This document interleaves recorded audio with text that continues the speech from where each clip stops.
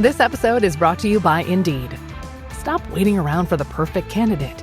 Instead, use Indeed sponsored jobs to find the right people with the right skills fast.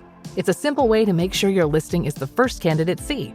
According to Indeed data, sponsored jobs have 4 times more applicants than non-sponsored jobs. So go build your dream team today with Indeed.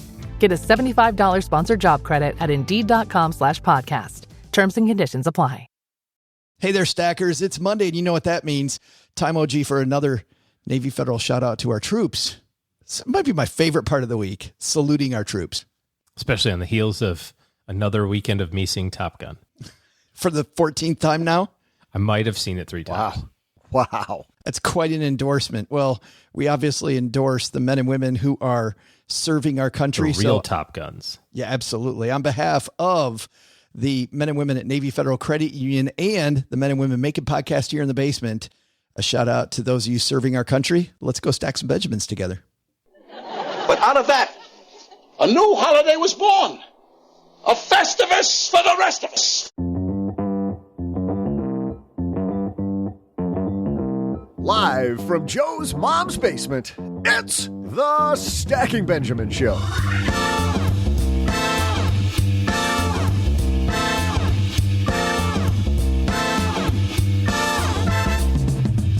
I'm Joe's mom's neighbor, Doug, and are you sick of working for the man? I'll tell you, things have gotten a lot more corporate down here in the basement.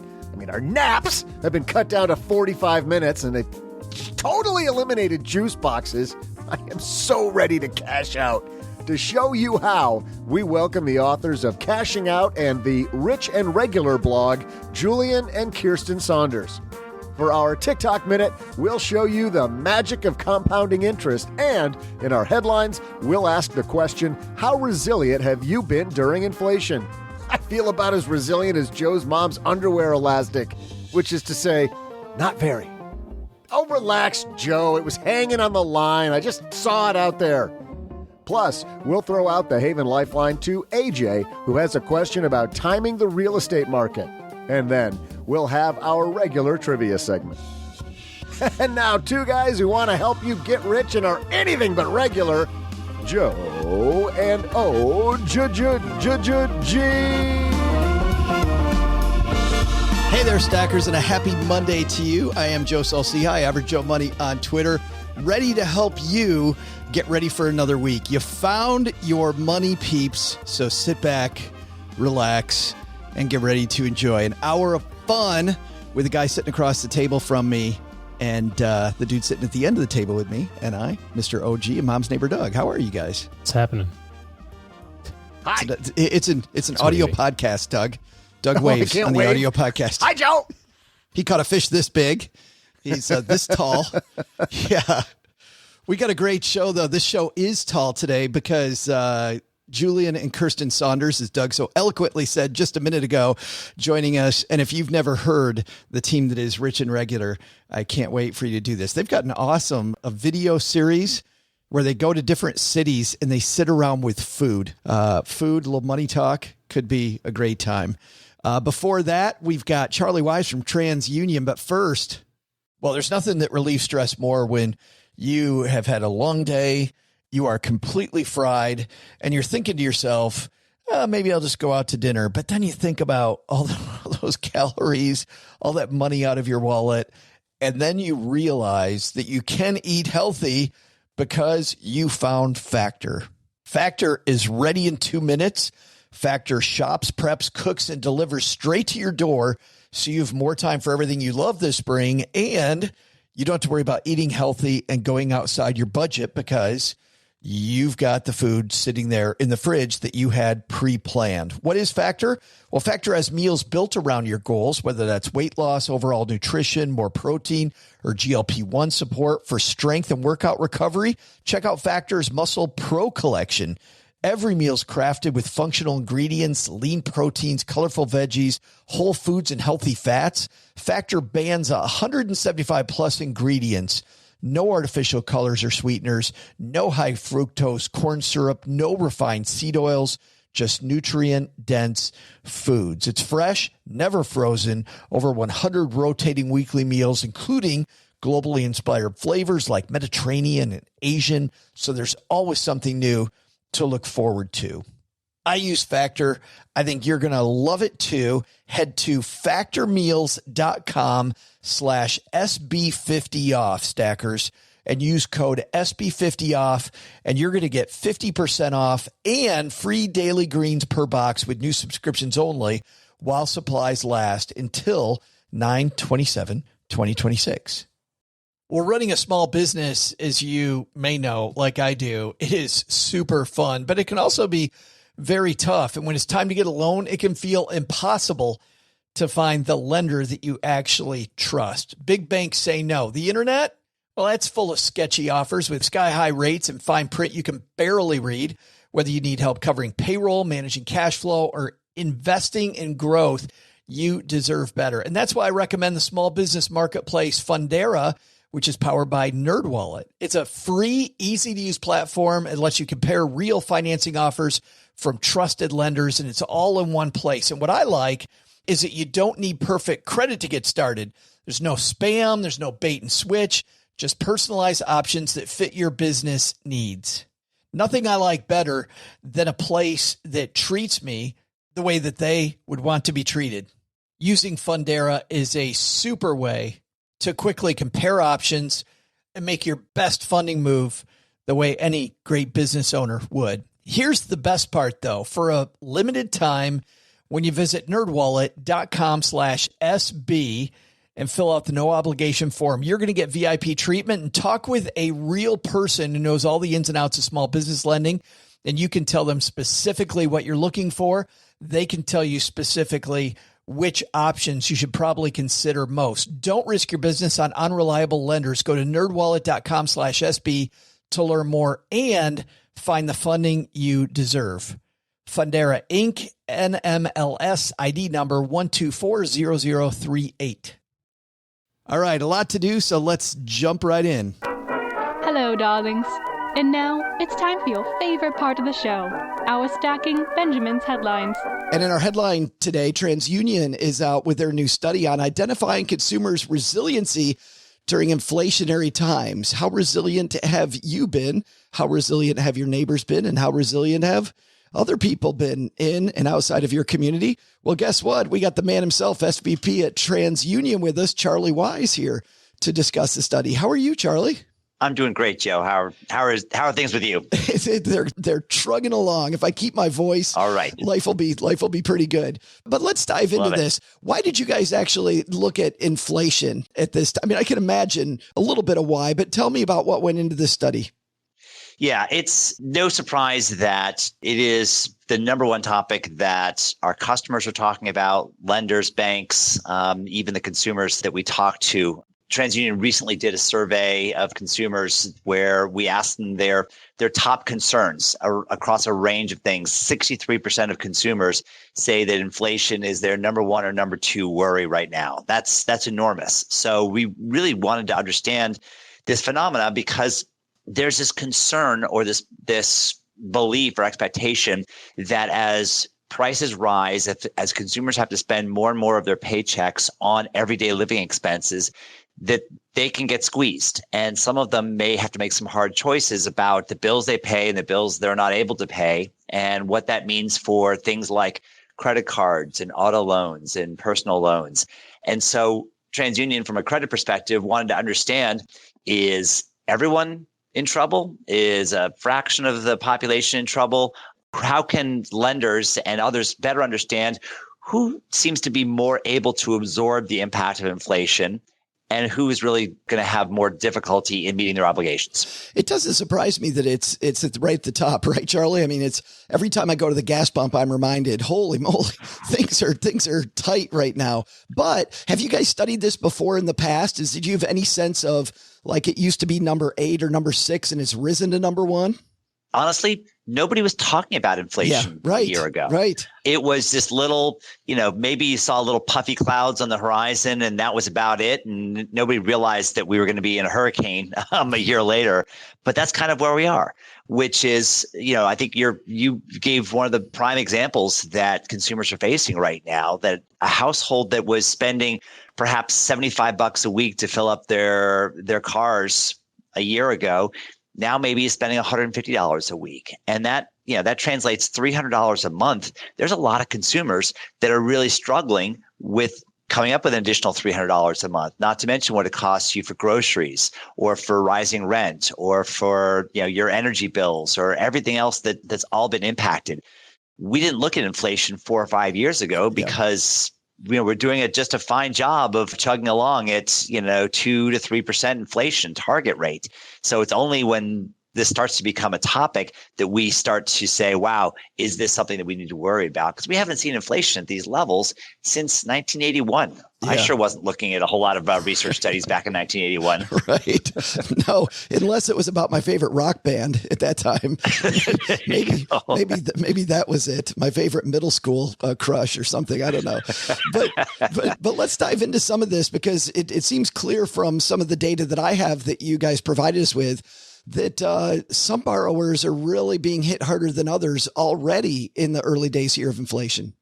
Yes. So when we looked at doing some background on this, we want to understand where consumers coming from, what really seems to be the impact across how they're using credit. So we spent some time in this looking at what happened throughout the pandemic and what has happened in more recent months. And as you may be aware, early months of the pandemic, we saw this collapse in consumer borrowing, where consumers were paying down their credit cards at a huge rate.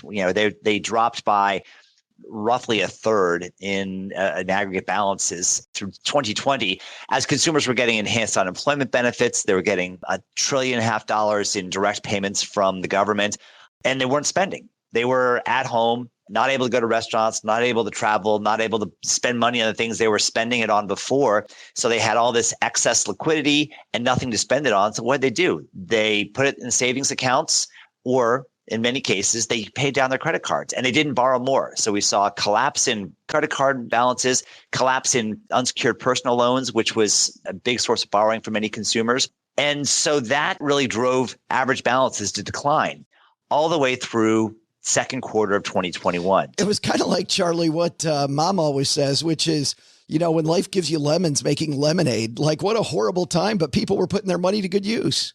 They were. I mean, it was great for the consumer balance sheet. Consumers really deleveraged. They got themselves, in many cases, out of debt. They really improved their balance sheets. We saw this because the median credit score for consumers took off during this period because consumers were, thanks to a lot of this excess liquidity as well as forbearance programs, they weren't going bad on their obligations. They were taking care of the credit they had, as well as their utilization was way down. So delinquencies, utilization, those are the two biggest contributors to your credit scores. People's credit scores took off. So the consumer was looking great. The consumer was performing great. Delinquencies were at all-time lows for a lot of products. So everything was great until we started to see this little inflection point around second quarter of 2021. And guess what? That's the first quarter that we saw inflation go from about 2% up to 5.6, on its way up to the 8.5% that we saw in the first quarter of this year. As soon as prices started to rise, as soon as we saw gas prices start to rise, rents start to go up, the supply chain things really hitting the things that consumers are buying, that's when we started to see, coincidentally, that time when the balances started to rise on credit cards, on unsecured personal loans. And last year was frankly a banner year for new originations for cards and personal loans. Consumers were now seeking credit again. Boy, I don't know if that's a good thing or a bad thing, though, because if we look at that with the lens that you're talking about with inflation, Charlie, I mean, people originating new credit cards, looking for new credit lines might be the first little problem in something that we may be seeing more of in the future, which is delinquencies then go up because people need more credit. So if you want to talk canary in the coal mine, I mean, credit data really can give you an indication of how consumers what they're feeling, what they're using credit for, and how they're performing on it. So a lot of those changes we start to see coincidentally around that time. And yes, it was also first quarter of 2021 was the last big wave of the stimulus payments that went out. So consumers were no longer getting those excess checks. Around third quarters when the enhanced unemployment benefits really started to expire. The good news is we saw a lot of positives in the job market. We saw unemployment basically back to pre-pandemic levels. And we started to see around the same time that inflation was taking off, we started to see material increases in consumers' incomes. And in many cases, the labor shortage, that's around the time that we were starting to see 2 open positions for every unemployed person. There was this huge need for labor that really benefited a lot of consumers, but none more so than those at the lower end of the income spectrum. Those that had been constrained by that minimum wage job. Well, there weren't many minimum wage jobs anymore because employers had to pay a lot more than minimum wage to get people off the sidelines and to attract workers in, to keep their doors open, to keep their lights on. And so a lot of things started happening all around that same time. And it's really difficult to kind of isolate inflation absent all these other things because it was a very complex stew that was cooking around that time. But really what we did see is around that second quarter of last year, consumers coming back into credit markets in a big way. Yes, they were borrowing a lot more for mortgages and auto loans because you had to pay so much more for them. But really that, there wasn't a volume question. That was an amount question. Yeah. Personal loans, credit cards, that's where consumers were saying, I need new or better credit cards. I need new or better personal loans to pay off now some of those increasing balances on my credit cards. So are we seeing then differences now with between non-prime and prime borrowers then, Charlie? Both of those borrowers had done really well through the pandemic. Some of the differences, though, that we see are that below prime borrowers have in many cases started to see delinquencies tick up. They're still on credit cards, on personal loans, on mortgages. I mean, mortgage, there's not an issue. Their mortgages continue to do just fine. People are doing a great job of taking care of their homes because they got lots and lots of equity tied up in these homes right now. They're not going to let the bank come and take that house away from them with all that sweet equity they've built up. But unsecured borrowing, credit cards, personal loans, that's where we started to see some upticks in those delinquencies. And again, complex stew that we're dealing with here. To some extent, these are consumers that they're starting to increase their balances, so their payment amounts went up, and inflation was taking a bigger bite out of what was happening. But we also saw incomes improving. Mm-hmm. But to some extent, when you look at the headline in delinquency numbers, this was merely a fact that lenders had pulled way back on originations to anybody but the best borrowers in 2020, early in the pandemic. They were saying, we're really worried that this thing is going to go in a bad direction, so we're just going to tighten up our lending standards. In 2021, as they saw delinquencies continue to drop, they opened up the spigots. So in a lot of cases, this was them now making credit available to consumers that may have wanted it, but not be able to get access to it. You're saying this is maybe more of a return to normalcy. That's a lot of what we've seen right now. And so are we alarmed? Delinquencies are still relative to where they were at the end of 2019. Delinquencies on cards and unsecured personal loans are still in really good shape. We have seen some weakness in some of those recent originations because the access to credit has been opened up in a big way for riskier borrowers. I'll just say it bluntly, like those, riskier borrowers, they're riskier because they go bad at higher rates. That's expected. That's what they've always done. A subprime borrower is going to have a very different delinquency than a prime or super prime borrower. That's to be expected. Lenders price for that. Lenders have strategies to work through that. But you are seeing headline delinquencies increase, driven in a good part by the fact that riskier borrowers are now back in the market in a bigger way. We looked at separately at some data that said that in the third and fourth quarter of last year, more subprime credit cards were issued than have ever in our history in any quarters. Wow. So there was a lot more riskier borrowers coming in, but they were doing what riskier borrowers do. They sometimes stumble when it comes to repayment. If I'm the average person just driving down the road listening to this, Charlie, what's my big takeaway? What should I be taking away from this? We advocate, as we always have, that the key to using credit is to use it responsibly. We're big advocates that credit can really be an enormous enabler, not just of getting you access to a credit card so you can go on vacation, but making sure that you can buy a home, making sure that you have reliable transportation to get to work, being able to borrow money to start a business. But it starts with responsible borrowing. And we don't advocate that consumers take out credit for the sake of taking out credit, that consumers really understand and live within their means and make sure that, you know what, if things are tight right now, then increasing your borrowings on a credit card or a personal loan may not be the right way to go. Sometimes it's the only way to go. Sometimes you just simply, need, have a temporary fix. You need to make ends meet. But this idea that, yes, I may be feeling a little bit better because I got a raise at work, because they're giving out raises to keep people there or to attract new workers. But that doesn't mean that we should go out and become profligate borrowers just because we're feeling a little bit more confident. Yeah, just because it's out there and I'm being mailed all of a sudden all kinds of credit increase lines. Yeah. Exactly. If only, Charlie, I always wished if only there were a company that had some tools that our listeners could use that could help them be more responsible borrowers. If only there were such a place. That's right. Well, Transunion absolutely has a lot of resources on our consumer website.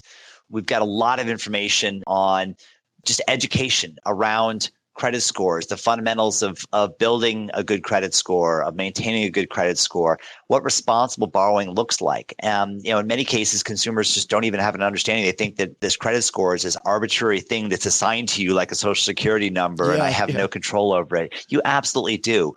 But also knowing that if you want to buy a home, if you want to get a good rate on an auto loan, if you want to take advantage of all the things that credit offers, you got to have a good score. You got to have a good track record. You have to prove that you've done good things. And so we have a lot of resources around what it means to get credit for the first time, to build your credit score, to maintaining that. And in some cases, if you're getting into trouble, if you feel like you're way out in front of your skis, how do you work with lenders to say, I may be overextended. What can I do around this? Lenders are surprisingly accommodating, particularly now on consumers coming to them in advance. The first sign of trouble shouldn't be that you miss a payment. Making a call, there's a lot of accommodation programs, even now, that lenders have available to say, hey, my spouse just lost their job. What can you do? They're more than happy because they want to get their money back. They don't want to be sending having collectors have to give you a call. Charlie, great advice. Thank you so much for hanging out and talking credit with us. We'll have links, by the way, to TransUnion and the study that Charlie talked about on our show notes page at stackingbenjamins.com. Thanks again, man. Thank you, Joe. Good talking with you. Big thanks to Charlie for stopping by. And Charlie's right on. This is the time, because of inflation, these rising costs. If you don't have your budget in order, it is a time when, I might just apply for a little more credit to get me out of this little pinch. And you're the last one to know this isn't a little pinch. This is prices are up for good, possibly, and your budget's not right on. I was just reading an article in the Wall Street Journal this morning that was about restaurants adding surcharges, inflation surcharges. You remember probably a couple of years ago, you were seeing people add wellness fees to things because of COVID, right? Like, I have to, disinfect this table twice as much. It's like, really? You weren't disinfecting it every time already? But now I got to pay for it? I mean, it was just an opportunity. I can actually do what the health department advocated of already. Yeah, maybe we wouldn't have this to begin with. But now there's a little bit of this going around, fuel surcharge fees and, temporary inflation fee. And people are reporting seeing these kitchen fee, health and wellness fee on their bills, and it's starting to obviously has some pressure on the pricing. So you've got to look at everything that you're spending money on and decide whether or not you want to keep doing it right now. I think. I don't know, with this massive inflation that we've had, it feels like it's on everything. Good time to lock down your budget. I mean, Doug, what are you doing when it comes to massive inflation? I've been here before, Joe. This is old hat for me. I mean, I got all inflated one time, but I just laid off the fast food and it went away. OG could be a strategy. Yeah. Don't go out to eat. Yeah, absolutely. Solves that issue. Not sure that's exactly what he was talking about, but we're in the ballpark. Yeah. Well, but Joe, don't they call inflation the silent killer? Like, it just creeps up on you. It's kind of sneaky. How do we know when it's coming? And isn't that actually, Doug, I think you're onto something, because they have called inflation like the silent retirement killer, OG. Like, people don't think about inflation normally. In fact, Charlie talked about how a few years ago, they didn't even have inflation on their list of worries. And now it's the number one worry every family has, right? What's your number one worry? Inflation. 3 years ago, didn't even make the list, but it's always been there. It's always been something that's been the silent killer. And that's why when it comes to retirement planning, you have to have income that rises every year, because if you have a portfolio that's largely interest or fixed income, if your pension or Social Security, which obviously Social Security gets some inflation protection on it, but if your income is largely from fixed income and something like this happens, you're not going to be able to keep up with it. Like this 1 year of 10% increases, if this were it, puts you 10% behind permanently, now increasing at, the regular inflation rate, so it happens all the time. Just think back, I remember getting a gallon of milk for $1. My parents would send me down to the store and say, go get some milk, and here's $1. And that would be enough to get milk. And now it's $3.50 or whatever it is, so it's really hard to comprehend. But if you're 30 today, when you're 60, milk will be like $10 a gallon. Wow. You go, that can't possibly be true, but it will. And then when you're 90, it'll be $30 a gallon. Just prices will continue to rise. And generally that's a good thing, but not at a big increase all at once. I think you're saying in this case, with over 8% inflation, it's silent and it's deadly. I mean, you see it at the gas pump, you see it with milk prices. It's actually not even that silent right now. I don't think it's silent, and people call it the number one. So it's never, you get to a certain age, you can never trust a silent and deadly, huh? That is the worst kind of inflation. I think it might be a good place to leave it. Thanks to Charlie Wise from TransUnion for stopping by for tools. As he said, hit our 201 newsletter, stackingbenjamins.com/201. We'll do deeper dives there into inflation, into your credit, and more. And on our show notes page at stackingbenjamins.com, we'll have a link to all the tools at TransUnion. Hey, it's time for our TikTok Minute, the time when we point to a TikTok creator who's doing something amazing. And OG, today's TikTok, is it amazing or is it air quotes amazing? Probably they're probably all, air quotes amazing. I'm just going to go with that forever, so you don't have to ask me ever again. every time. Well, today we're going to talk a little bit about life insurance. This guy has over 2.5 million people following him on TikTok, and this is the advice he's giving them. You're 26 years old and you can save $500 a month, and you want to know, where do I put my money for retirement? Inside the MPI Secure Compound Interest Account. Why? Because I get life insurance, no capital gains tax, guaranteed security against stock market risk. You know what's going on right now. 10% plus growth potential and tax-free retirement income. But none of that matters if it doesn't produce me the most retirement income.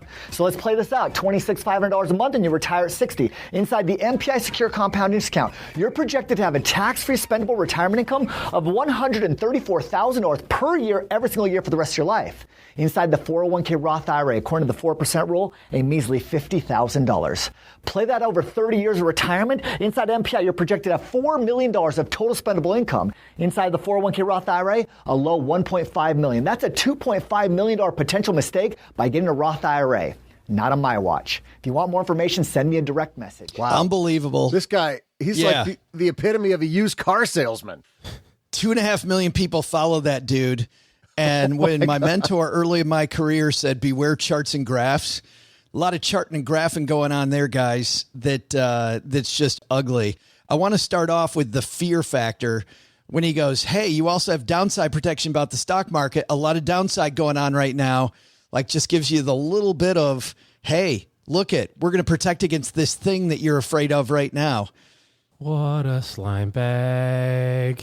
And I hope he goes somewhere where it's hot and very sweaty for the rest of his eternity. We were talking, OG, a few weeks ago about how a lot of the smart people on the internet don't talk because of compliance oversight. And that doesn't just create a vacuum. People come in and fill that vacuum. And it's people like this dude. Like, how great is this when you can have more retirement, not have as much stock market risk, and you get life insurance on top of it? It's great. Yeah, it's fantastic. You don't get stock market risk because you don't get stock market gains. That's the trade-off. Which means, by the way, that projection that he talks about when it comes to insurance having more money, let's be clear, guys, that is never going to happen. That is not going to happen. Oh, gee, can you think of what's the odds of that happening? Well, I mean, I don't want to say never, because it really just depends on the cost of the insurance, right? Like if you have a ton of cash going into an insurance policy where the cost is very low because you're young and super healthy and you can dump tons and tons and tons of cash in it and get ahead of that curve. Because the thing with insurance is that all insurance is priced the same. Whether you buy term insurance or whole life insurance or universal life insurance or variable universal life insurance or some combination index planning insurance, like all insurance is the same. It's age and your life expectancy and your health status and the death benefit, and that's how much it costs. And when you buy a permanent life insurance policy, what they do is they just forecast that. Let's say you buy it when you're 25. They forecast that and go, well, we think he's going to be dead by 91 statistically. So we're going to add all those up, divide by however many years that is, and then say, this is your premium today. So that it can be kind of the flat line of the premium, right? Because when you're 90, you can't be paying the same life insurance premium as a guy who's 25. It just doesn't make sense. So it has to be more. But how do they make it more? They make it so you can afford it because they make you pay the even amount the entire time. So in some cases, if you get a really great return and a really low cost and you front load that a ton, you could get ahead of that curve and have enough cash that it's paying. But I'll tell you, 24. But is it going to beat the Roth IRA by that much though? This the amount that he's saying. I didn't hear the number, but how could you have? Yeah. Yeah. He was selling micro machines and life insurance. 22%, guaranteed. He was the micro machines guy. Some people get that joke. I can't see how it would. I mean, if you use the same assumptions and you go, this one has some cost associated with it, this one has zero cost associated with it, and I'm going to grow it at the same rate, which one's going to be more? Well, the one without the cost. It's just that simple. That's why I don't understand how he thinks he can beat the Roth IRA. That's the only way. You have to change the assumptions. You have to change the math inside of it. And permanent life insurance has a place. We've talked about this before. Every financial tool has a purpose. That's how it's created. The problem is when you get the weird incentives. This guy and his company, they make whatever your premium is, that's his commission for the first year. So, and then some probably. So, if he's paying $500, if you're, he's saying, hey, put $500 a month into this, his commission's $6,000. If you said, I'm going to make that commission 50 cents and everything else is the same, just like every other real financial person out there, I guarantee he doesn't use this as a tool. I think there is a tool in this video, though. You are not wrong. And a special place in HE double hockey sticks for this yokel. Horrible. Coming up next, if you ask me to list my top 5 favorite places on the internet when it comes to great money management discussions, it would be appearing on that list would be anything that this team does. They not only have the Rich and Regular blog, which has won multiple Plutus Awards in the independent financial voice space. Also, they have a wonderful video series called Money on the Table, where they go around the United States speaking with people about their money journeys. Now they have a new book out called Cashing Out. There are a couple that got ahead by saying, you know what? I want to get rid of this 9-to-5 and live in somebody else's dream, and we want to live our own. Just inspiring people, really fun to hang out with. I know, you got to hang out with Julien a little bit when we were in Atlanta. Okay. Let's say hello to Julien and Kiersten Saunders in just a moment. But before we get there, Doug, I think you got some trivia for us, my friend. Sure do, Joe. Hey there, stackers. I'm Joe's mom's neighbor, Doug. I was just talking to Julien and Kiersten upstairs because, don't tell Joe, I'm kind of looking at my options. This place used to have that podcast startup feel, I mean, there's not even mold in the basement anymore. We all used to stand around the water cooler bitching about our respiratory illnesses. It was like our own little team building exercise. There's no camaraderie in health. We got an HR department now. Yeah, I mean, sure, it's Joe's mom yelling downstairs, quit being a creep, Doug. But I mean, still, it's like HR. Speaking of getting corporate, the post office got corporate in 1920 when they decided one item could no longer be sent via post. My question is, what piece of precious cargo was that? I'll be right back with an answer after I go tell the Fintern he can stop drilling the air holes in the box.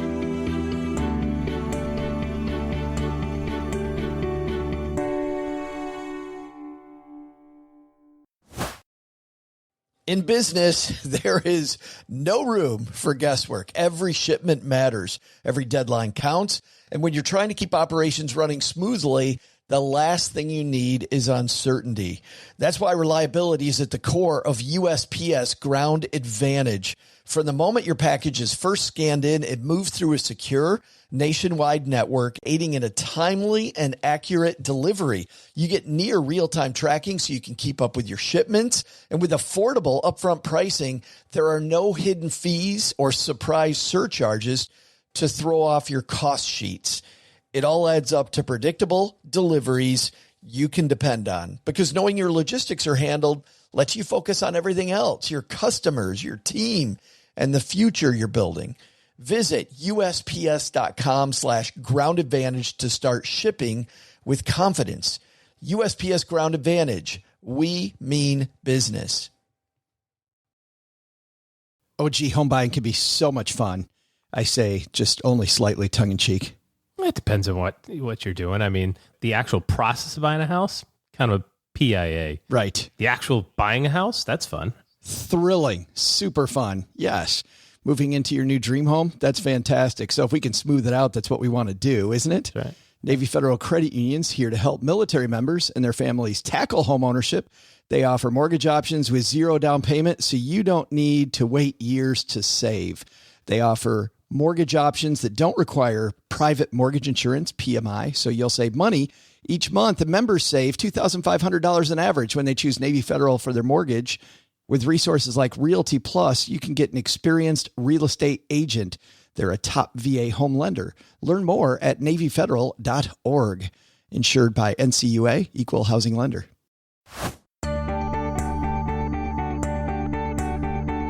Hey there, stackers. I'm Minion with an opinion. Joe's mom's neighbor, Doug.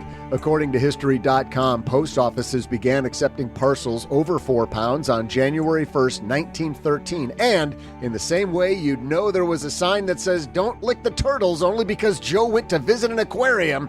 They didn't quite have the experience yet to know what to ban. People mailed eggs, bricks, snakes, you name it. Between 1913 and 1915, about 7 people mailed a certain something that was then banned in 1920. The longest trip these parcels took were 720 miles for a cost of 15 cents in stamps. So, what got banned to mail in 1920 by the post office? Your children! Looks like I gotta go change the Fintern's travel plans. And now, to help you make sure you can afford those plane tickets, Julien and Kiersten Saunders. I'm super happy coming down the stairs to the basement. We've had Julien on before. I think Kiersten has ghosted us like every time we've had a event. Like she doesn't want to hang out with us, but we finally got her here. Kiersten Saunders, Julien Saunders here. How are you guys? We're good. Thanks for having us. I want to dive into this. There's a disturbing statistic you guys talk about right at the beginning of your book. It's 2017. You saw a statistic about Black wealth in America. Well, let's put it the right way. The lack of Black wealth in America. Can you tell me about that? Yeah. So we didn't initially see the study. What we saw was actually an article that was about the study. It was really alarming. And basically it was predicting that at this pace, given what the typical Black family looked like, that the median wealth of a Black family was slated to be 0. And it wasn't surprising to me because I remember back in 2008 reading about how the housing crisis really led to just a complete decimation of Black wealth because so much of the wealth was tied into real estate.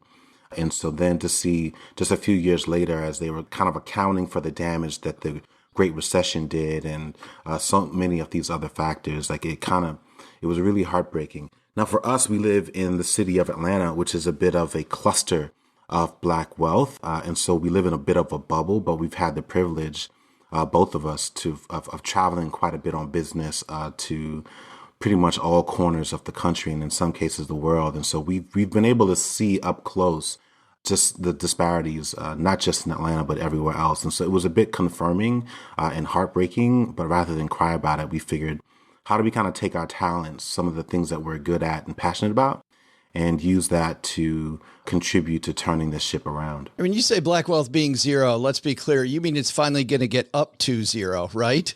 I think it's by and large negative numbers across the board. Yeah, depending on where you are. I mean, I think even just a couple of years ago, there was another article that spoke about Black wealth. And actually, I remember speaking about this at Camp 5, and I'm wearing the shirt as I'm talking about it. But, in Boston, I think they did the numbers and said that the median Black wealth in the city of Boston was $8. Right. And I remember a lot of the attendees kind of feeling like it was a typo on my screen. Yeah. And again, I didn't, bring that up to make anyone feel bad, but I do think that there's a tendency to, part of it is just American culture. We want to look at the bright side. We really want to focus on the future. And that's part of what makes us who we are. But again, as members of this other culture, this component of the broader American fabric, we wanted to do our part to lead and to inspire and to be a lighthouse, because we felt like we stumbled upon something with respect to the FIRE movement that could be really, really helpful to the Black community, but the message just was not breaking through. Right. And so we've been trying our best to do that for the last couple of years. I got super excited, though, because you went from these horrible statistics that put just a pit in my stomach to, you know what, you can change. Like, people can change. And you tell the personal story about getting a call, I think it was Julien, about your mom and about her health, and it wasn't good. Yeah, it's one of those calls that I think anyone who has an aging parent that they're really thinking about, like, you just never forget it, right? And for me, it's actually haunting, because every time you see that number pop up, it's like, oh gosh, is this another one? But yeah, it was pretty much a health scare for her. Right around that same time, Kiersten's father had a health scare as well. And so we were dealing with that in the early years of the pandemic, even while we were writing this book. But they were both able to turn that around and fight through both of those situations and come out whole on the other side. And we just decided to use that as a springboard because, not to be alarmist, but we've always thought of like debt as a bit of a cancer, right? Like, if you told someone that, hey, I had cancer, I mean, for most people, especially those that come from a strong family circle, they've got healthy relationships, like, people are rallying. People are going out of their way to say, oh my gosh, like, we're going to fight this thing. We're going to get you back. We're going to get you healthy. Do you need me to cook for you? I'm going to take you to your appointments to make sure that you don't have to worry about stressing yourself. Yet we kind of casually ignore like the perils of debt. Right. Like, it's or just like the erosion of wealth or any of those things. We don't treat it with the same level of tenacity. So we really wanted to jump on top of that. And again, it's really just a matter of relating to people, meeting them where they are and say, hey, like, why do we do this over here, but we ignore these things over here? Let's talk about that. And how do we sort of change the way that we think so that we can hopefully get some better outcomes? It's funny how you talk about how they were able to both of them bring on healthier ways. And you guys relating that to money. It's funny. I was listening to a guy, it's been a long time ago now. Dr. Dean Adele used to be a doctor on the radio for a long time, had a great radio show. And he talked about just the way that you phrase things and the people you surround yourself with. They did this statistic, and I'm not going to know the numbers, but if the doctor came in the room and said, listen, Kiersten, there is a 90% chance you're going to die. You will probably die. But if the doctor, if she or he phrased it, there's a 10% chance you're going to live, you will put yourself in that 10% and the number like doubled. Like, there was a much bigger chance that you would live. And I feel like the doctors, which is what I think you guys are in this book, is kind of like the money doctors for a lot of people out there. Just getting this attitude change is a big part of winning. Yeah, I think it boils down to belief. It boils down to the fact that we're socialized to believe doctors. We believe in their expertise. We believe in their prescriptions and their diagnosis. And so when they tell you something, if they tell you, like they told my dad, this is my favorite type of cancer, this is totally beatable. If you do your job. My favorite type of cancer. Right? That's an oncologist joke. Right. That's like saying my favorite kind of lima bean. Like they all suck, but that's my favorite one. That's my favorite one. So it gave him this little bit of optimism. She flat out told him, if you do your job, I'll do mine. And his job was to stay hydrated, to eat food, take his medicine, go to treatment. And that's what he did. And the same is true with financial troubles. If you do your job, which is to spend less than you make, which is to invest regularly and consistently, then the market will do its job, which is to make you rich and allow you to retire. And so I think it's just kind of using that bridge, that metaphor as a bridge to help people realize that when it comes to finances, almost everything is figure outable. You just have to change the beliefs that you already have into ones that are more productive for you. And to be clear, Kiersten, you're not saying you need to be a cheerleader, happy-go-lucky all the time. Like you point this out in the books, there's times when you got to put your foot down and you sometimes got to get a little mean. Yeah. Yeah. We call the second half of the book the daily struggle. Like it's part 2 of the book is the daily struggle because it's not all happy-go-lucky. You do bump against interpersonal conflicts and even personal conflicts. You do have to at some points make a trade-off between the things that you're used to doing, the things that you enjoy doing, and the things that you need to do for your future self to have a comfortable life. And we talk about all of that because it's important to give people that sneak preview to say, look, it's not going to be as simple as I've just admitted, like, you know, an apple a day. Like there is going to be some side effects of these decisions that you make. But if you know about them in advance, if you can build a community that supports you, you can get through them. And at the other side of it, you'll look back and probably laugh like we do at some of the things that we used to do. Well, I'm glad you said that because there was a time I know that the two of you weren't laughing, and I'd love to give some advice to couples out there, maybe young couples. You two write, though we met at the beginning of our professional heights, we were both ill-equipped to navigate managing money, relationships, and our careers at the time. In fact, our very first conversation about money led to our first argument and ultimately a breakup. Like, how did you get, what was the argument about and how did you navigate that and get back together and get on the same page? Yeah. So as a married man now for over 7 years, I know to just answer that question by saying it was my fault. And it was. Right? To be clear. I just start the conversation there. Go ahead and apologize again. But in short, why am I feeling the heat of Cheryl right here on my side? She's not even here and I feel it. Yeah. I got you, Cheryl. But no, we decided to take a vacation pretty early on in our relationship. And so we ended up traveling to Panama and we used a bunch of points to help offset some of the cost. But when we got back, I was like ready to jump back into, all right, let's start adjusting some of the other things, right? Let's start cutting back here. We're not going to go out at the same rate that we were before because a lot of the money that we need to pay off this vacation, you know, it has to come from some of these other sort of discretionary activities that we do. And dating. Meanwhile, it has to come from dating. She viewed it completely different. We need to date less. Yeah, that was the argument. It was discretionary activities that we do. It doesn't mean that we don't have to go to the same nice restaurants after we just spent like a couple $1,000s, right? Look at him being rational. Yeah. I was not there. I wanted to keep the party going. And it's funny, we just got back from Disney and my son has the same gene. Like we got back from Disney and he expected like, all right, where are we going now? Like, let's go, let's stay out, let's go to the park. And it was like, son, it's time to rest and recover. I saw your pictures and I'm with him and you, Kiersten. Like, I can't believe how happy I get giving 18 bags of money to the mouse. I know. You know what I mean? I'm like, this is crazy, stupid, expensive. And oh my God, look, give me more. Please give me more. Yeah. So we get back from the trip and, I'm cutting back. She's ready to keep turning things up. And it just sort of led to like some weird tension. And then finally I kind of confronted her and was like, look, here's the deal. Like I've got these big dreams, I didn't want to interrupt like my debt payoff plan. I didn't want to interrupt my investment plans or my ambitions to buy a property. Like I had all of these things in my mind and I was factoring that into pretty much every single swipe. And she had no understanding of that, which was fine. But that led to a conflict. And I ultimately told her that, if I knew that she had credit card debt, which I didn't know at the time, and I learned as a result of that conversation and that tension. And I pretty much told her that if I knew she had credit card debt, I wouldn't have dated her. And it was a horrible thing to say. I'm glad, we were able to heal from that. But these are not endearing statements. I had a mentor once, Julien, who said, I needed to put some velvet on my hammer sometimes.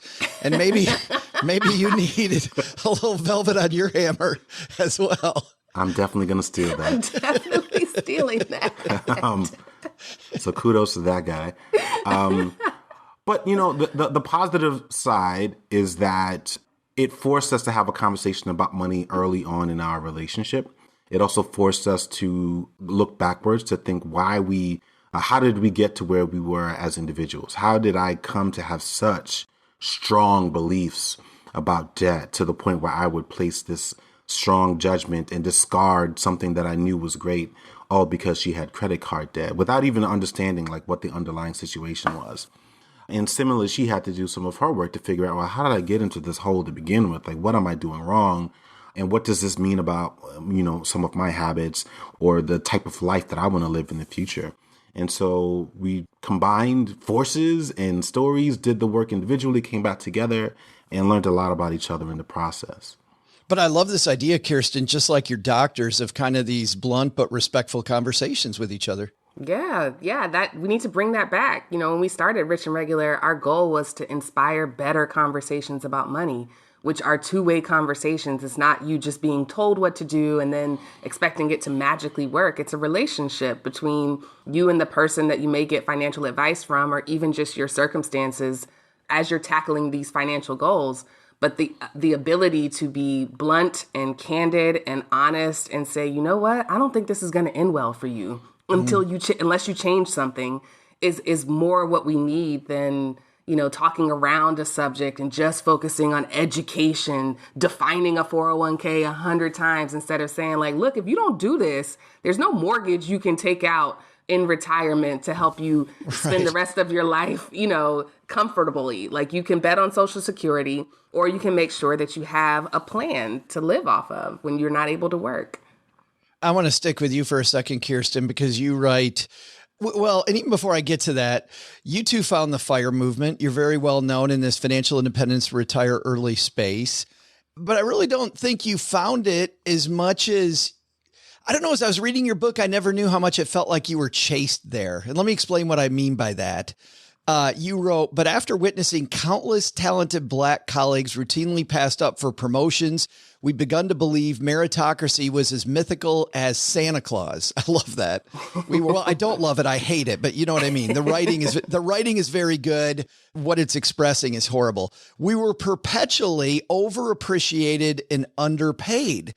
And so I felt like this path you could see Kiersten closing, and you went looking for a different path. Did I get that right? That's exactly it. My plan all along was to out-earn my spending habits. I thought I would just continue to be promoted because I was really good at that. Still good at that. I'm still good at making money.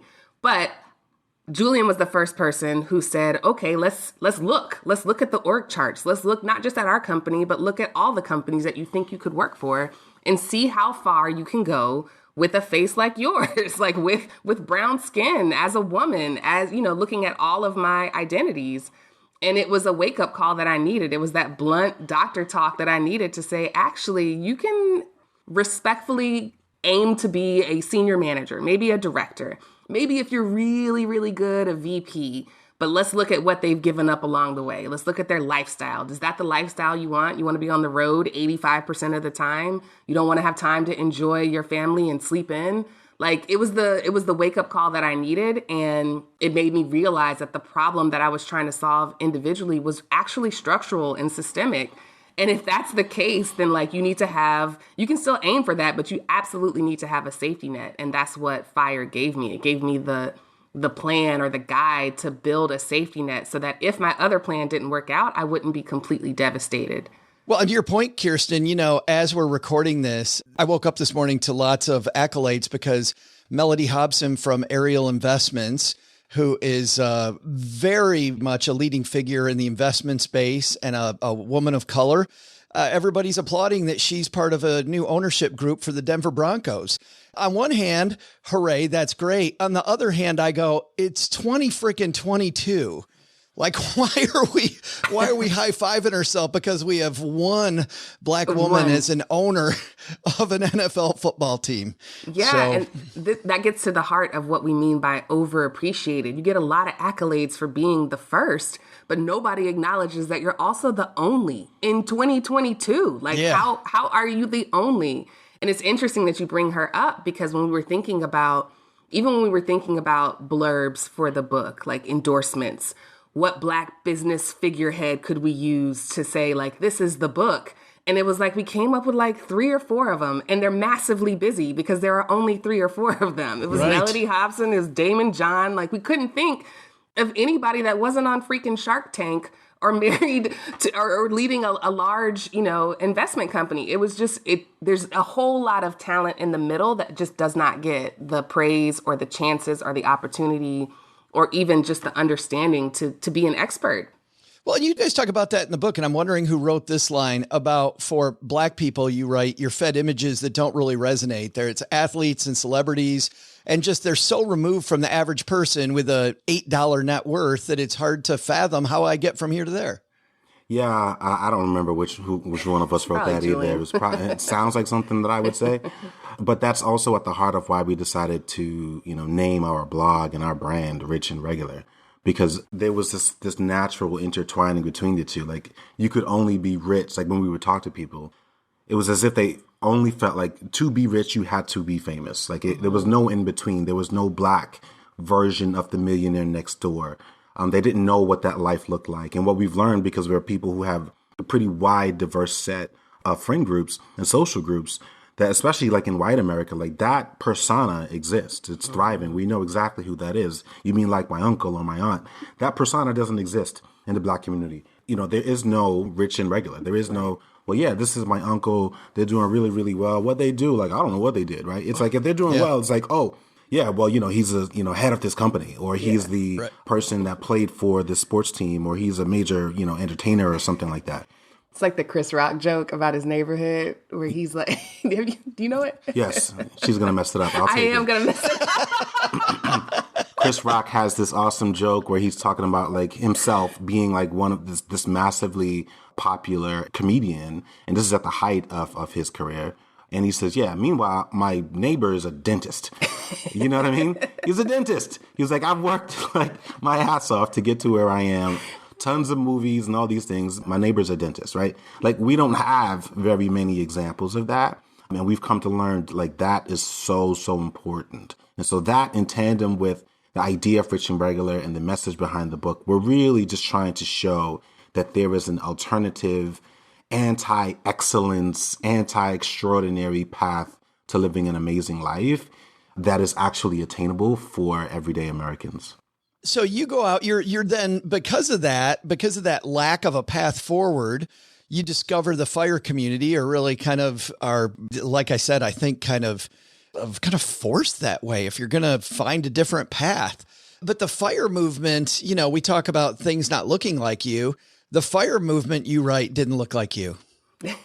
No, it didn't. But again, like, I guess one of the other benefits of working in corporate environments is that it's a predominantly white space for the most part. And so we were accustomed to that, even though we were part of the 3 to 4% of, managers and, leaders in corporate America that were people of color. So we had that benefit of being able to identify and not feeling uncomfortable. But that was also part of the insights, which is why we wanted to sort of build our own brand, is because we knew that most people didn't have that benefit. They didn't have that familiarity or that ability to walk into those spaces and still feel confident. Mm-hmm. But that was my question, Julien, is not to interrupt you, but I guess I did. Why don't more people look like you in the fire movement?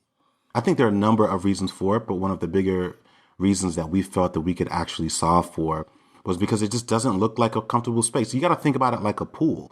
Like, you show up at the pool, and Joe, I'm not gonna call you out here, but I'm gonna say, if you showed up to a pool and there were 100 Black people in the pool, you probably feel already playing a game. You probably feel a little awkward. Like you might get in, but it's like, oh, this is weird, you know? And I just think that that's just who we are and that's where we are. And I think that's how a lot of people see this movement, right? If it looks like me, I'm going to feel a lot more comfortable. Exactly. That's just who we are. Or even if there's just one person kind of waving you in and saying, come on, join my team. Like, stand right here. When the ball comes your way, hit it. Like, even just a welcome, like, yes, you can be here. Yes, I understand. You may not understand the rules or you might have an opinion that's different, but like, it's welcome here. You'll find your space. And at the time when we found the FIRE movement, it was very much cult-like. It was kind of anonymous, where it was like these personas, but like we didn't know the people behind them. It wasn't until we went to an in-person event. FinCon was our first event that we went to. We went to an in-person event and actually got to meet the faces behind these names that we knew online. And it was like, oh, there's a person out there like living a life that's different than what I imagined. But I also think it's important not to obsess on the differences between like black and white and really look at it more so in terms of culture. Yes. Right? Like it was a culture shock. I'm not suggesting that you see black people in the pool and you run in the other direction. What you're seeing is a thriving culture, right? That may be unfamiliar. Correct. And it's like, oh, well, I don't understand this music. I don't understand this sense of humor. I don't understand the fashion or the clothing styles or any of those things, right? The acronym use. And so those are the things that make it seem uncomfortable. And so what we realized was that culture and our understanding of culture and our ability to digest and translate that culture was going to be the adhesive that the community needed, right? It was like almost like a chocolate covered coating, right? It was like a thing that made people say, oh, that looks delicious. And you bite on the inside and it's like, it's a little weird, but it's really good. It's too much coconut. some weird jelly in there. I don't know why, but it's good. This has been a problem that I've had, and I'm glad you talk about the culture, because I understand that we need a culture to identify ourselves and show how we are a unit. But I also think that whole thing, Julian's kind of exclusionary. The terminology of Coast Fi, Fat Fi. I'm like, well, we got to stop using these terms if we want more people to embrace this culture, because people don't understand it. I'm like, stop it. Like, why the hell do we call it a Roth IRA? Like, seriously, or a 401k, when in Canada, they call it a tax-free savings account. Holy crap, that's what it is. In the U.S., we can't do that. We got to confuse the hell out of all of us. Yes, yeah. We talk about that a little in the book. It's intentional, and it creates a lot of confusion. And we have to explain. We literally explain to people, you may never feel like an expert because of that. Do it anyway. You don't have to be an expert in electricity to turn your lights on every day. Like, just know that it works. Know that this is the way that it happens. Like, obviously build enough expertise to not get taken advantage of, but you don't have to pretend that you ultimately have to like teach this in a class. Like, just know that this is the plan and do it scared. Would you advise people, you said you got much more comfortable when you went to the in-person events. Would you advise people to go to the Camp Fi's, to Economy, to those things? Yeah, in our chapter about community, we advise people that the best method is to start digitally, build that footprint digitally, tweak the algorithm to keep recommending new creators, but then leave your house. Go to a meetup, go to a local meetup, go to a book signing, go to a conference. Even just reach out to a creator and ask if they want coffee. Like, anything to meet people in real life will help you add context to the stuff that you see online. Sorry. Go ahead. No, I was just going to say, it also just makes this process so like less lonely. Yes. Right? Because it can be such a lonely experience. And I think it's natural for people to say, oh my gosh, I found this thing. And they run right back to their corners. They want to share it with the people that are closest to them, with the people that are most familiar with them. And those people may not necessarily relate or even be interested, even though this is something that they could use or even need. They just may not be ready for that kind of thing or even interested. And that can be very demotivating. And so it's really, really important to find that community. I personally think it's like the secret sauce is to just find other people that you can share ideas with, gain perspective from. Some of these people could be a little bit behind you. Some of them could be a little bit ahead of you or even way further ahead than you are, but it makes it real, right? It's one thing to sort of just watch something or listen to a podcast. It's another thing to have shared a beer with someone who can tell you, oh, well, wait till you get here. This is exactly what you're going to experience. And so I think it's one of the best things that anyone can do. Our longtime listeners are going to groan when they hear me say this, but for new listeners out there, I had no interest in running a marathon. When we moved to Texarkana, I fell in with a bunch of people that all ran marathons, and now I've run 11. Yeah. And it truly is those people that you surround yourself with that makes all the difference. So I love that chapter. Speaking of that, I think one of the chapters that the average person that I found really exciting, but the average person will say, you know what, this seems a little aggressive. You two talk about this 30-year career, and let's not talk 30-year career. Let's talk 15-year career. Why 15-year career when you talk about, we start off this interview, you talk about people are struggling to just get to zero. Not like, no, let's do it in half the time. I think the most interesting part about the 15-year career is that people assume that when you complete it, you don't work again. Like we assume that at the end of it is just this retirement where you're no longer earning money. And that's not what we're suggesting at all. What we're suggesting is that you put a cap on this season of your life. Right? Whether you end your 15-year career and start another one, maybe you've always wanted to be a professor or a gym coach. I don't even know what that is. It's where you got a bunch of gyms in a room and you're coaching them all. Yeah. I'm not judging any dreams out there, but it's up to you to decide, but it's to give yourself a break because you don't get one. Once you graduate from high school or college, if you go on to extended education, you don't get a break until this elusive retirement date that happens when you're in your 60s. And what we know now from retirees is there is no idealized retirement. Most of them end up working or doing something meaningful anyway. So why not set the bar a little earlier in life and give yourself the opportunity to do that 3 or 4 times? I'm not 40 yet, and I'm on my 3rd career. So the idea of just rethinking what a career is and detaching it from that lifelong 40-year, 60-year timeline is what we're trying to do with the 15-year career. I also think with respect to that framework that we're providing people is that there's just very little downside to spending a concentrated period of time focusing on debt payoff while investing at a higher rate. Right. Mm-hmm. There's just very little downside to that. I'm yet to meet someone who's like, man, what the hell am I going to do with all this money? You know what I mean? What? Right. I've not met that person yet, but I've met a lot of people who are 15 years into their career and they're miserable. And they've got a home that they feel locked to, or they've got a quality of life in a social system and they're trying to now figure out, what do I do? How do I earn significantly more money overnight to help fill the gap, right? And then it goes right back to this classic American optimism. We just so believe that we are going to be endlessly resilient and excellent, and we're always going to bring the same level of expertise to the table. We're always going to be employable. For the next 25 years, I'm going to be super consistent and I'm going to save 10 to 15%. At some point, we have to look and say we wouldn't be in the retirement crisis that we're in if these rules of thumb were actually reasonable, right? For a vast majority of people, they're not. Yeah. And so we have to be willing to look at all of those things, critique all of those things, and make adjustments. And so what we're proposing for people, not everyone, we're specifically focused in our book, we kind of outline 3 different groups, people who are capable of doing this, right? Some people have to earn more money to even start to think about these things. Doesn't mean you can't learn about it. But those people who are upwardly mobile, we're asking them to be a little less optimistic about their job security and more optimistic about what their money can do for them if it's invested appropriately.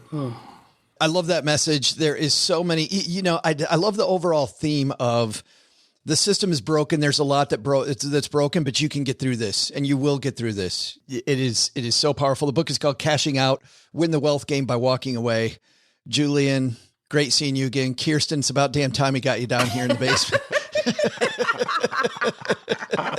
She broke up the boys club, but it's all good. I know. Putting flowers and posters on the wall. Throw pillows in your chair. Yeah, good luck recuperating from Disney, guys, and thank you for a job well done. Thank you, man. It was always great to catch up. Hi, I'm David Stein. When I'm not talking to other people about money on Money for the Rest of Us, I'm stacking Benjamins.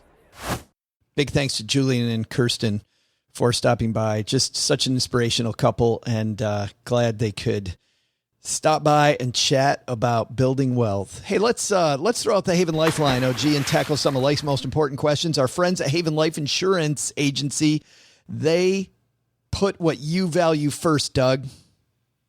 Figuring out why they call it KY jelly if it's not made in Kentucky? OG? We're going to the next man up. Anybody? No. Hard pass. Beeler, we need a... Do we need to do a take two on that one? Yes. Came through. Actually, it's your loved ones in your time, it says here, but if you want to sit with your spouse or your loved one debating the merits of KY jelly with that extra time, Doug, that would be... No? I don't, okay. I don't know if that made it better. But... I'm just wondering how you use how you would use more time doing what you said. I'm just integrating, trying to riff on the stuff that you're talking about. I don't know. Whatever that is for you, what you don't want to be doing is filling out life insurance applications. Their application's simple. It's online. You get an instant coverage decision. Prices are affordable. It's term insurance, so they're not going to make any ludicrous claims, OG, about how much money you will have in retirement. You know why you'll have a lot of money in retirement? Because you're not overpaying. You have insurance that you know is going to be there because they are backed by their parent company, Mass Mutual, which is more than 160 years old. Today, we're going to throw out the lifeline to AJ. Say hi, AJ. Hey, Joe and OG. It's AJ here from Seattle. You helped me with, I want to say it was OG's worrisome barf when I was buying a riverfront property for an Airbnb in Idaho in 2020 during COVID. I ended up selling that property for about $270,000 more in 5 months, and it did really well while I managed it as an Airbnb. But my question now is, I still have one property in North Idaho that we're renting. It's for $1,700 a month. We bought it for $230,000. It's worth about $450,000 now. My question is, at what time do you think is a good time to get out of it? Because we could sell it now and make a good $220,000 on it. You know, we have to pay taxes, but we'll lose out on the rental income.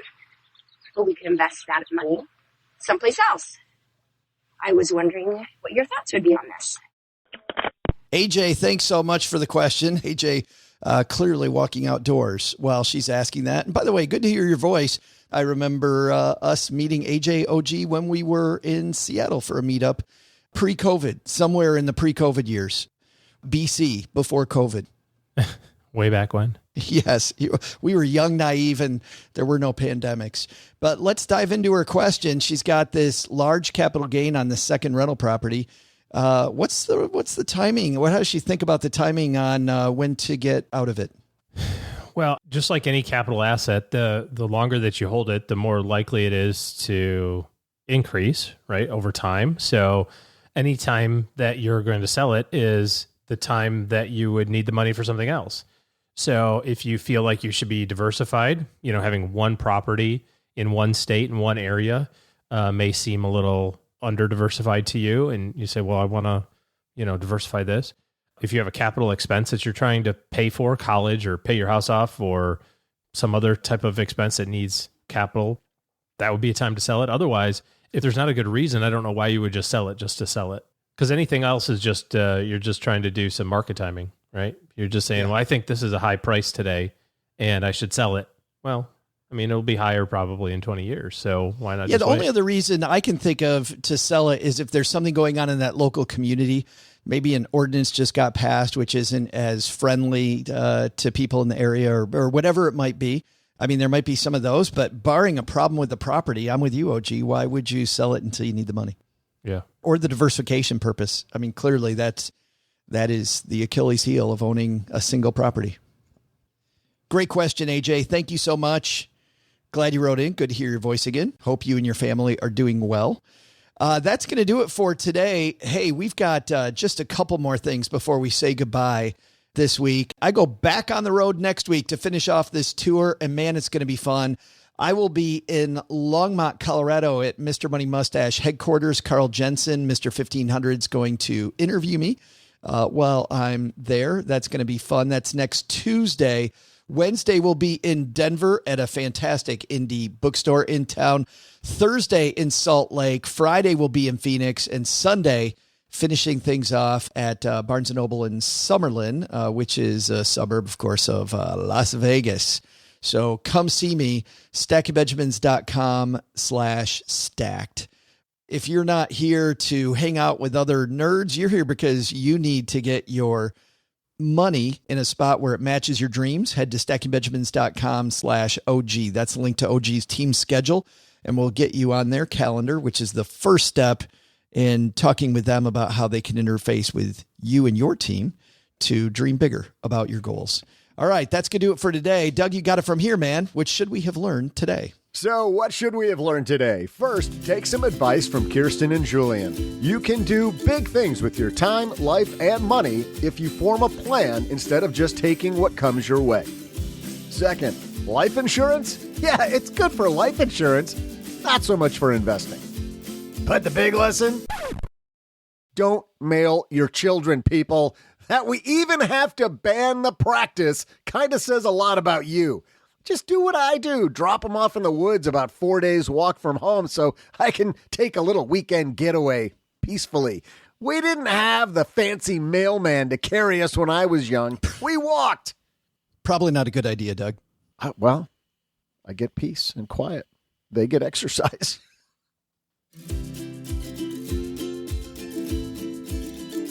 Thanks to Julien and Kiersten Saunders of Rich and Regular for joining us today. Their book, Cashing Out, is available wherever rich people get their books. This show is the property of SB Podcasts, LLC, copyright 2022, and is created by Joe Saul-Sehy. Our producer is Karen Repine. The show is written by the brilliant Paulette Perhatch with help from Joe, me, and Doc G from the Earn and Invest podcast. After you listen to our show, check out the 201 Deep Dives written by our website manager and blog editor, Brooke Miller. You'll find the 411 on all things money at the 201. Just go to stackingbenjamins.com/201. Once we bottle up all this goodness, we ship it to our engineer, the amazing Steve Stewart. Steve helps the rest of our team sound nearly as good as I do right now. Want to chat with friends about the show later? Mom's friend Gertrude is our social media coordinator and the room mother in our Facebook group called The Basement. So, say hello when you see us posting online. Here's a weird fact. Both she and Tina Eichenberg are never in the same room at the same time. To join all the basement fun with other stackers, type stackingbenjamins.com/basement. I'm Joe's mom's neighbor, Doug, and we'll see you next time back here at the Stacking Benjamin Show. Not only should you not take advice from these dorks, don't take advice from people you don't know. This show is for entertainment purposes only. Before making any financial decisions, speak with a real financial advisor.